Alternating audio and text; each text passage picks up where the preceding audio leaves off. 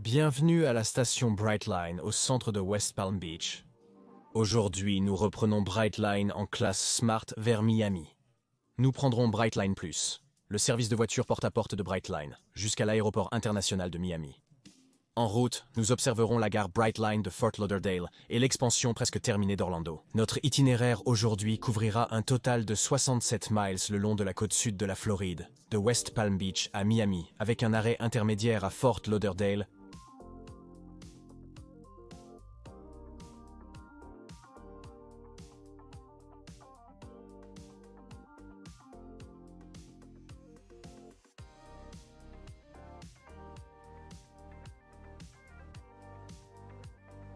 Comme pour toutes les gares de Brightline, l'architecture de la gare de West Palm Beach est épurée et moderne. Au-delà des entrées se situe le contrôle des bagages et les kiosques à billets. Ayant acheté mes billets à l'avance et sans bagages volumineux, je me dirige directement vers les escalators des salons des passagers.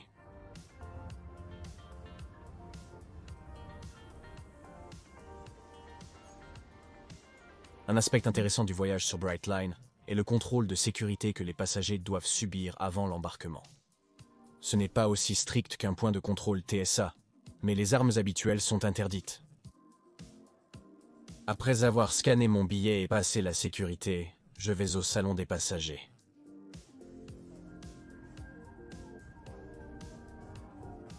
Brightline offre de nombreux sièges confortables avec prise et lampe de lecture pour les passagers.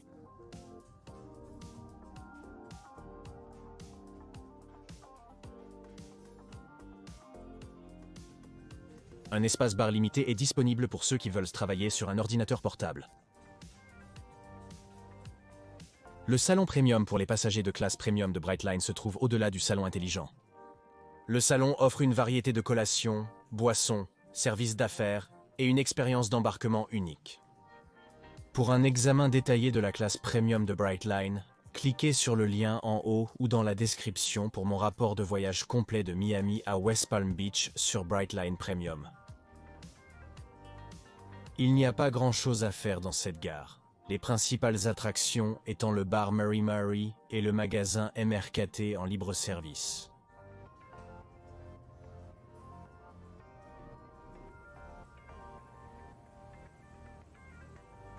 Brightline partage les droits de voie avec la Florida East Coast Railway, rendant les trains de marchandises très courants.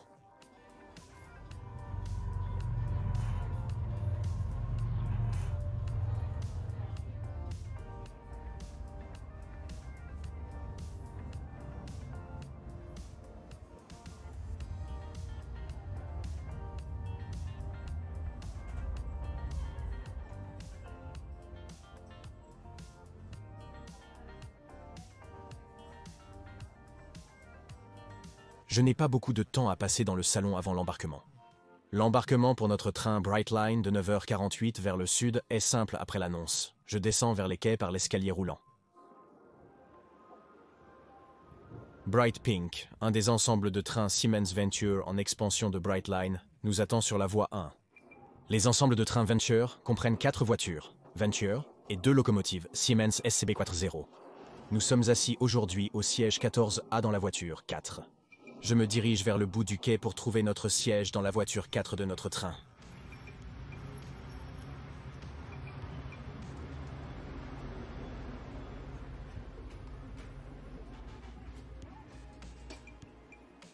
La flotte Brightline est impeccable. Tout à l'intérieur dégage une sensation de haut de gamme. Que ce soit la qualité des matériaux, l'éclairage impressionnant ou la propreté des voitures, vous êtes assuré d'une expérience inoubliable à bord d'un train Brightline.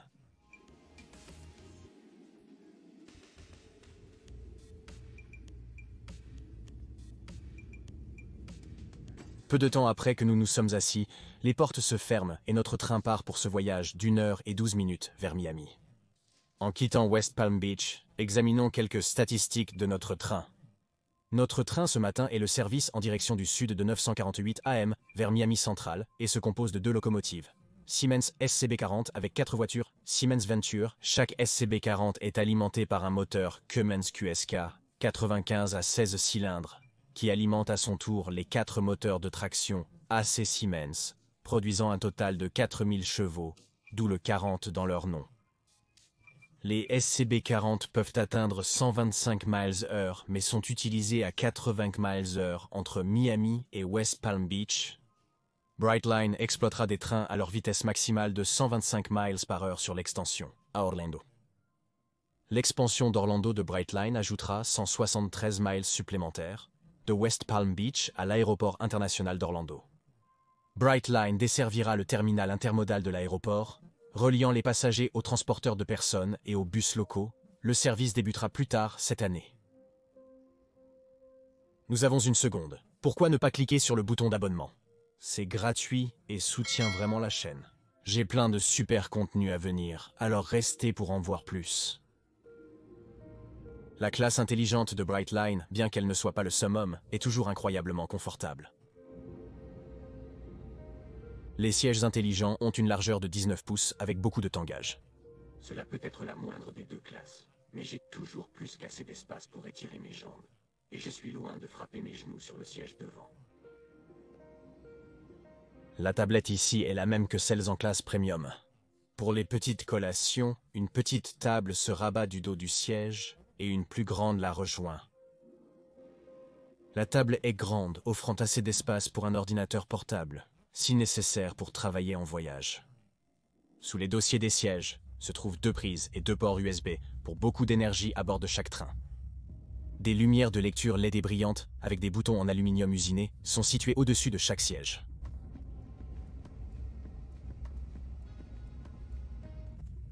Les accoudoirs bien rembourrés du siège sont agréables, avec d'autres prises. Chaque siège de la flotte Brightline est fait de cuir cousu à la main, avec beaucoup de rembourrage, et un appuie-tête confortable pour dormir un peu. Si le soleil devient trop vif, des stores sont facilement accessibles depuis le haut de chaque fenêtre pour se protéger de la lumière extérieure. Outre la carte d'information de sécurité, la poche du dossier du siège contient une carte sur Brightline Plus, le service gratuit de porte-à-porte de Brightline. Brightline Plus transportera les passagers dans un périmètre de 5 miles de toutes les stations. Le service opère sur un mode premier arrivé, premier servi ou via une réservation anticipée sur l'application Brightline. Découvrons ce que Brightline Plus offre à la fin de la vidéo. Restez donc avec nous.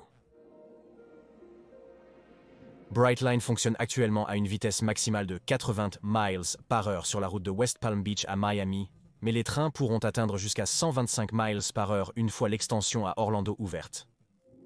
Concernant l'extension à Orlando, jetons un œil à l'évolution de l'extension de Brightline. Comme indiqué, l'extension à Orlando s'étendra de 173 miles au nord depuis West Palm Beach, le long de la côte est de la Floride, parallèlement à l'autoroute United States Highway 1. Une fois à Cocoa, les rails mèneront vers l'ouest vers l'aéroport international d'Orlando et l'Intermodal Center. Le MCO Automated People Mover assure actuellement l'accès au centre intermodal depuis le terminal central de l'aéroport. Le centre intermodal est une incroyable pièce d'architecture moderne et s'intègre parfaitement au style propre et moderne de Brightline, que l'on retrouve dans le reste de leur station. Il n'y a pas beaucoup à voir dehors car les voies sont surélevées, donc entrons. Les images de cette vidéo de janvier 2022 montrent les progrès qui continueront jusqu'au premier train pour Orlando. Ouvert en 2017, le centre intermodal devait être le terminus le plus au nord de la ligne à grande vitesse de la Floride de Tampa à Orlando, un plan qui a finalement été abandonné en 2011. Cela étant dit, la gare actuelle utilise la majorité des designs du système. Le centre intermodal recevra aussi les passagers du nouveau terminal C d'Orlando à son ouverture en 2022. Pour l'instant, le centre demeure quasiment inactif avec une sensation de calme étrange. En empruntant les 2 escaliers mécaniques, nous atteignons la principale zone d'attente.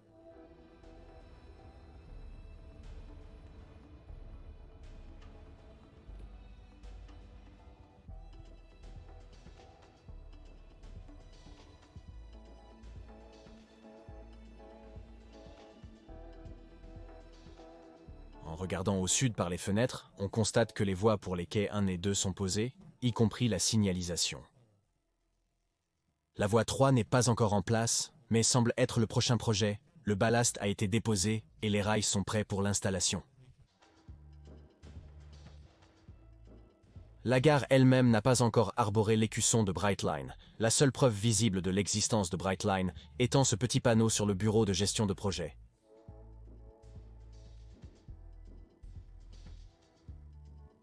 La signalisation indique que la gare est en construction et que le pont, bien qu'érigé, est encore couvert.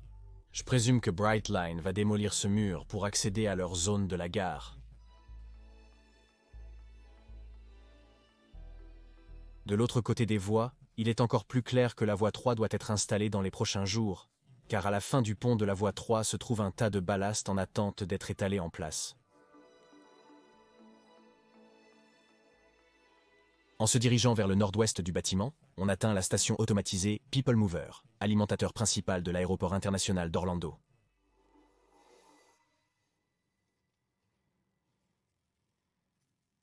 De ce côté de la station, nous pouvons voir la continuation des travaux sur les voies 2 et 3. Le mois dernier seulement, Brightline a en fait achevé les travaux sur la zone 2, le segment de voie, qui va du centre intermodal à la périphérie de l'aéroport. Une étape importante dans ce grand projet. On peut apercevoir la zone d'attente des passagers depuis la station APM. Il semble s'agir d'une zone assez grande au-dessus des quais. Ici, le sol semble être posé, mais l'ameublement n'est pas encore installé, étant une étape finale du processus. Ne vous attendez donc pas à des modifications prochainement. En prenant les escaliers roulants, nous atteignons les voies.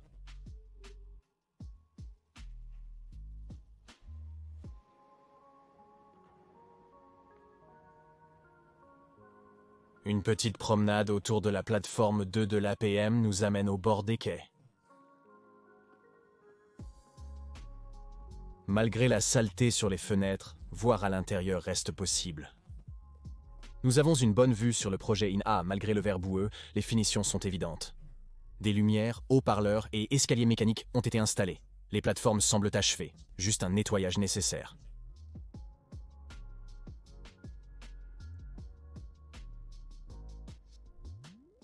Honnêtement, je ne peux pas attendre que le service commence sur l'extension, et je ferai de mon mieux pour retourner en Floride pour le premier train à Orlando. Et avec notre visite de la gare d'Orlando de Brightline terminée, retournons à notre voyage à Miami. Nous arrivons à la gare de Fort Lauderdale juste à temps pour notre train. Nous nous arrêterons brièvement pour regarder la gare. La gare de Fort Lauderdale est similaire à celle de West Palm Beach, ce qui est notable. Je m'attendais à une certaine variation d'identité entre les arrêts, mais ce n'est clairement pas le cas ici.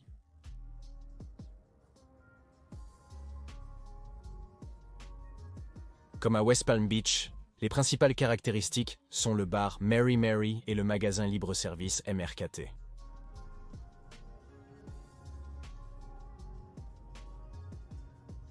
Alors que nous attendions, le vert vif de Brightline est arrivé en gare. J'ai omis de souligner dans ma vidéo précédente à quel point le personnel de Brightline est agréable. J'attendais près du salon premium, cherchant à obtenir ce plan quand un employé a suggéré de me laisser entrer pour un meilleur angle. C'est pas génial ça? Tous les membres du personnel, y compris les accompagnateurs et le conducteur de train, étaient extrêmement amicaux, engageant la conversation et s'assurant que je me sentais bienvenu durant mon voyage. Il est temps de reprendre notre train vers Miami Central.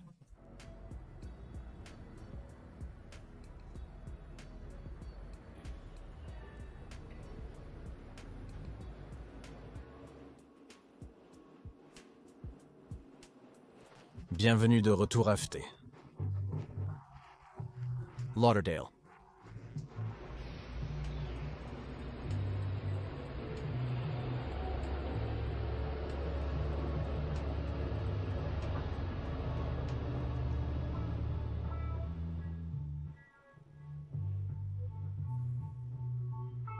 Remontant à bord, je m'installe et notre train poursuit vers Miami.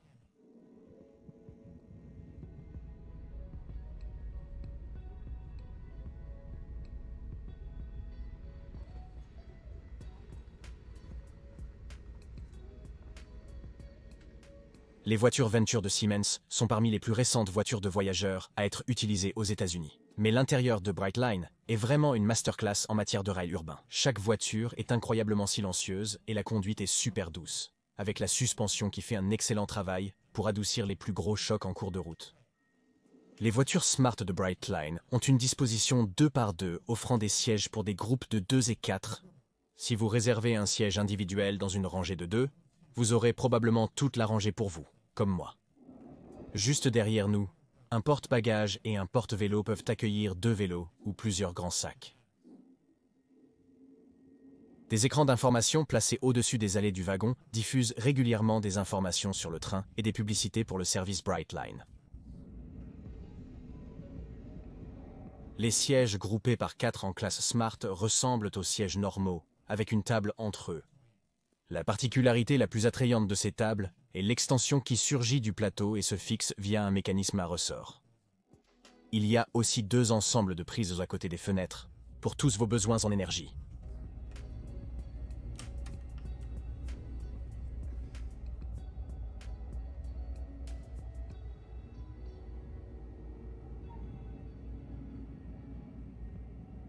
Une visite de ces autocars n'est complète sans voir les salles de bain. Les salles de bain sont situées à l'extrémité de chaque voiture, entre les zones d'assises. Un bouton active les portes, courant sur les trains modernes.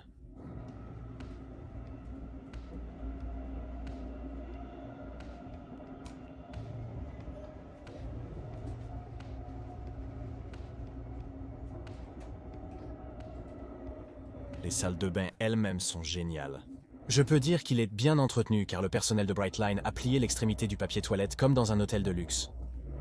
Les toilettes à détection de mouvement éliminent le besoin de toucher un bouton après usage. Les lavabos sont également à détection de mouvement avec un sèche-main intégré.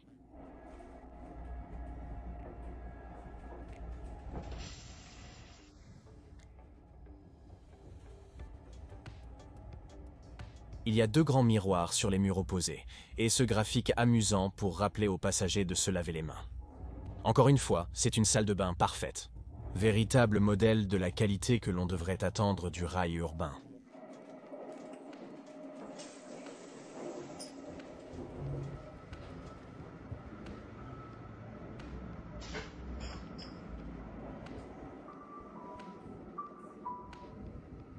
En plus des commodités habituelles à bord, Brightline offre le Wi-Fi sur leur flotte de trains.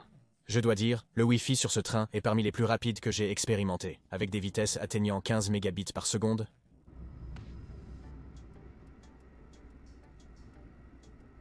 Peu après être retourné à ma place, les écrans ont indiqué que nous allions arriver à Brightline. La dernière partie de la piste est élevée au-dessus des voies de circulation du centre-ville de Miami.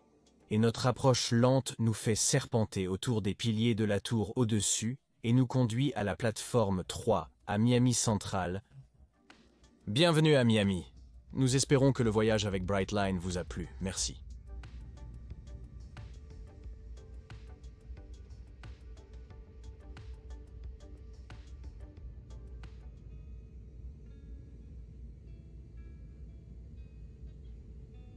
J'ai emballé mon matériel et me suis dirigé vers la sortie.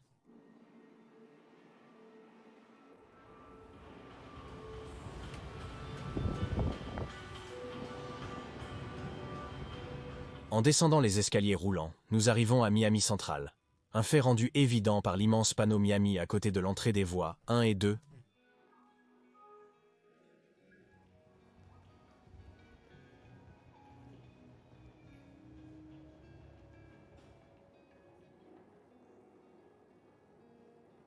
J'ai un vol à prendre dans les prochaines heures, donc je ne veux pas traîner trop longtemps.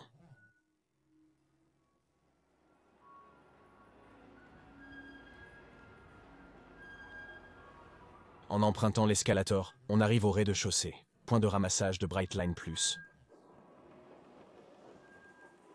Comme je l'ai mentionné plus tôt, Brightline Plus est le service de voiture porte-à-porte de Brightline qui viendra chercher et déposer les passagers n'importe où dans un rayon de 5 miles de leur station ou à l'aéroport international de Miami dans le cas de Miami Central qui se trouve juste au-delà du rayon de 5 miles. Brightline Plus gère une flotte de Tesla. J'espérais monter dans l'une d'elles, mais un nouveau Cadillac Escalade qui s'est arrêté à ma rencontre m'a plus que satisfait. Dire que j'étais impressionné est un euphémisme. J'étais conduit dans le summum du luxe, dans une voiture qui avait probablement moins de 10 000 miles au compteur, sans aucun coût supplémentaire. C'était incroyable que cela soit même possible. Et pourtant, j'étais en route pour l'aéroport d'une manière que je n'avais jamais imaginée. Assurément une des meilleures ajouts au service de Brightline. En route vers l'aéroport international de Miami, il est l'heure de conclure la vidéo d'aujourd'hui.